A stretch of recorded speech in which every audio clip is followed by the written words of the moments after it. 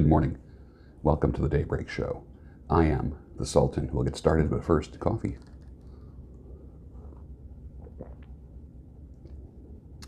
Perfect. Nice. Hey, how about that virus? Something, isn't it? We'll talk about it and a couple other things today.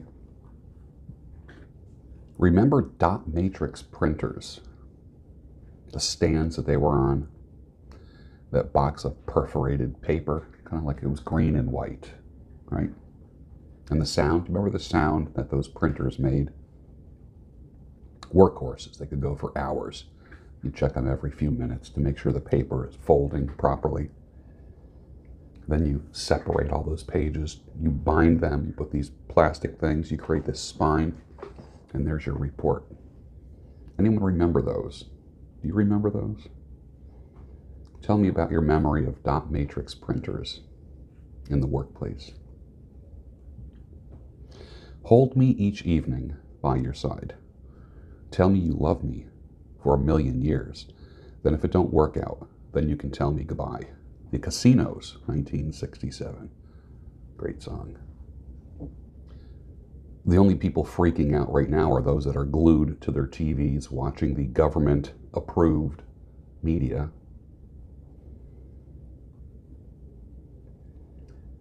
The hype of the virus is worse than the virus, as far as I'm concerned. The social anxiety, or I should say the private anxiety of I might catch the virus, and the virus is going to have an impact on my life and in my country. It already has. I'm not saying ignore it, but you're going to have to come up with a certain kind of peace. We'll talk about that too. Daddy, what was Twitter? Ah, yes, Twitter. I remember it well. It was a place where people would throw each other under the bus to make a nickel, get laid, or obtain a follower. Wow, Daddy, that sounds weird. It was, son. Yes, it was.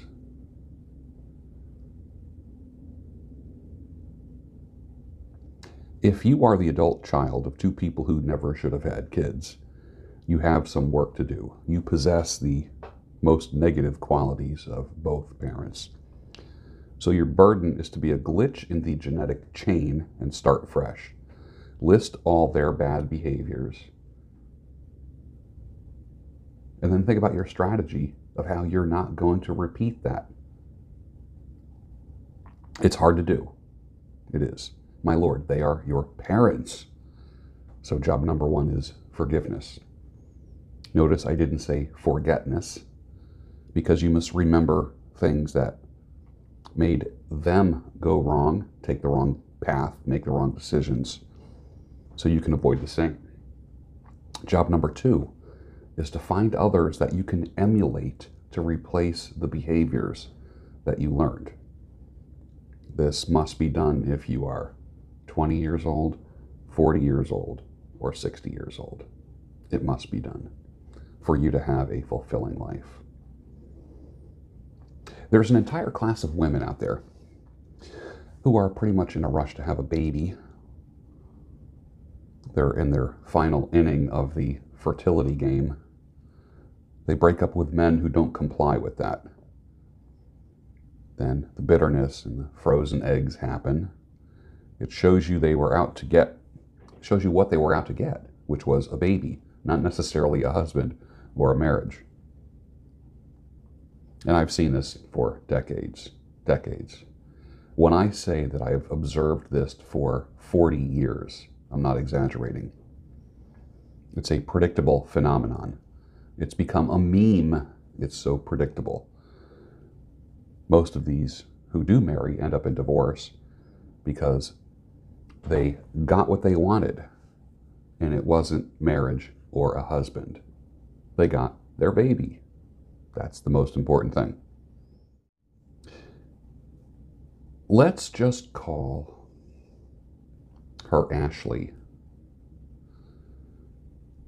When your woman, your wife or your girlfriend, hangs out with Ashley, They're going to dress different, talk different, and be unrecognizable to you.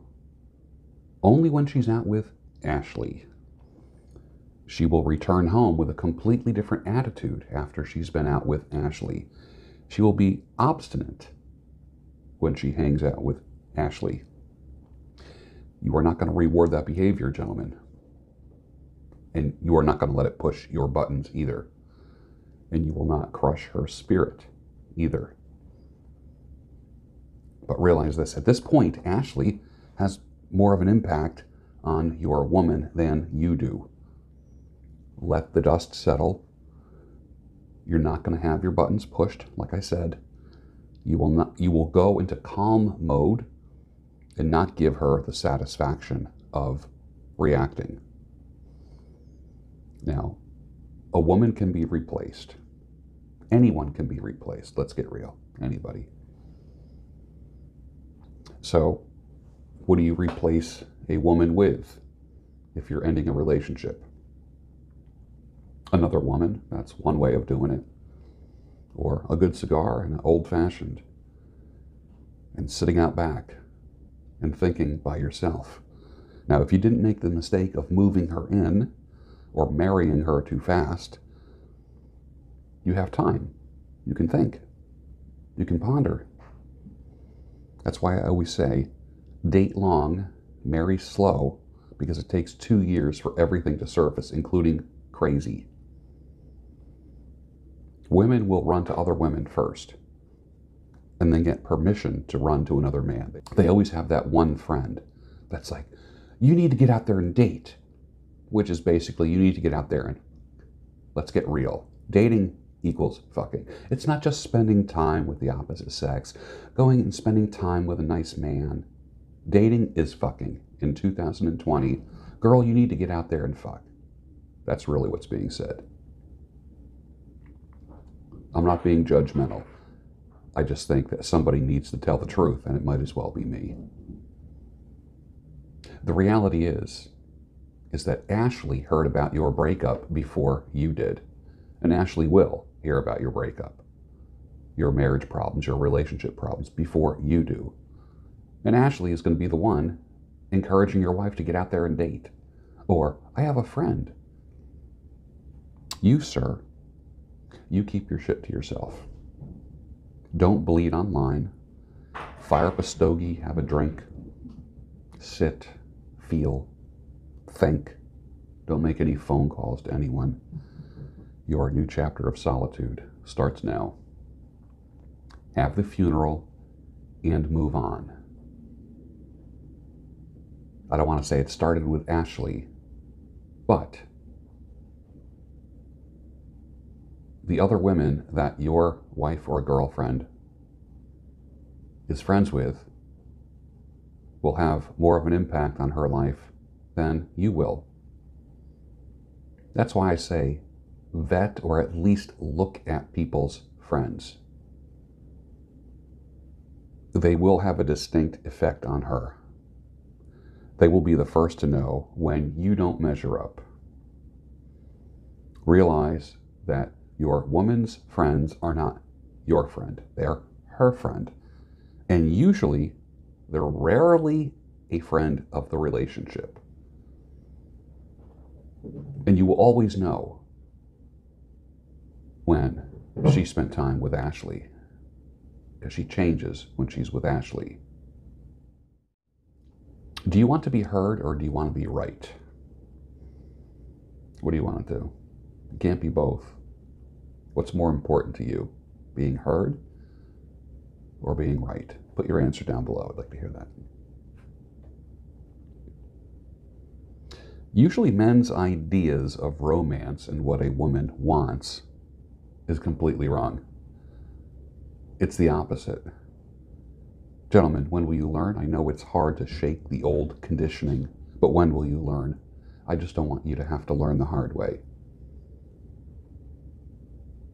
Man, when you take the long view and you don't have a sense of urgency, women will wash in and out of your life like the tide. Take care of yourself, pursue excellence, And trust the ebb and flow of the tide. Women will wash into your life. Women will wash out of your life. Trust the tide. Biologically speaking, for you, there's no rush at all. Women have the rush, the sense of urgency, because of the fertility game. You, sir, can create life anytime you want. If you're 20, 40, 60, or 75. No rush. Take advantage of the no rush, no urgency. Eric Pooley in New York Magazine in 1989 said, "If it bleeds, it leads." Makes sense today, doesn't it, with the news?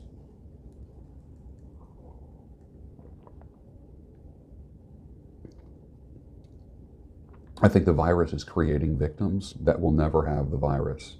That's what I think. I was correct, wasn't I? Isn't it queer? There are only 2 or 3 human stories, and they go on repeating themselves as fiercely as if they'd never happened before. Like the larks in this country that have been singing the same 5 notes for over thousands of years. Willa Cather, from the book O Pioneers, 1915. I like that. Gentlemen, have you ever had a reading date with your wife or girlfriend? You spend an evening reading to her. Pick a novel, pick an anthology of short stories. Don't have one? Amazon, eBay, better yet, go to Goodwill. There's a ton of books there. Just take a look through the books. You won't even spend $5. Pick a story. It grounds you in the analog life. Read a story to her. Have your coffee, your tea, not alcohol, because that'll make you too tired. And curl up on the couch and read. Or read in bed. It develops your voice, your reading style, cadence, and it gets you away from the media, gets you away from television. Start with short stories. And if she likes thrillers, and read different kinds of stories to her. Could be thrillers or ghost stories or anything like Edgar Allan Poe. Like I said, a short story anthology would be the best.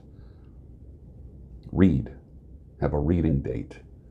The reality is that depending on what you read, you could end up having a really great night with your wife or your girlfriend. Yeah. From Christopher Morley, a girl only falls in love once in her life. And if it waits until she's darn near 40, well, it takes. So now when it came, it hit me hard. That's when a woman finds herself, when she's in love. She feels that flutter under her ribs and she drops from the tree like a ripe plum. That was Helen McGill talking about falling in love. She is a character in Christopher Morley's book, Parnassus on Wheels. There is now an official psychological diagnosis called coronavirus anxiety. I guess that didn't take long now, didn't it? An official diagnosis. I just call it impending doom. The herd is now begging for a vaccine. What a marketing plan. Who's going to get the contract? It could be a company called Gilead. The word of the weekend was social distancing. How perfect. On every station, on the government-approved stations. A little too 1984 for me, isn't it? And the only communication you have is what? From the government. It's all virus all the time. Every TV station. Every radio station. Nothing but the virus. I'm thankful that I have the lens to see through the bullshit. You call it a virus. I call it a shit test on a global level. Will you pass that test? What do you think is the ultimate trade? Trade as in skill. I cut hair. It's a nice trade. I've always been able to make money, except when a salon closes or I get sick. So cutting hair, not unlike many other trades, is not recession-proof or sickness-proof. It's still linear earning. I provide a service, you give me money. I provide service, you give me money. So revenue is based on me giving you a service or you showing up for me to give you a service. So I found that my trade truly is a luxury trade. You don't need it. You don't need to get your hair cut as much as you need plumbing.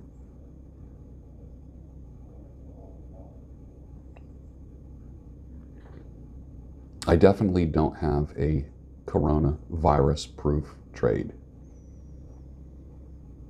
Big lesson learned. You know what? You'll be fine. You'll be okay. You're going to get through this. You will. It'll get stupider before it gets better. Not worse, stupider. It'll get ridiculous. And all of the BS is in plain sight. Just look.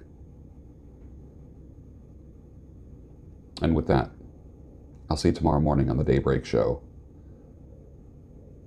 the home of sanity, clarity, and reason.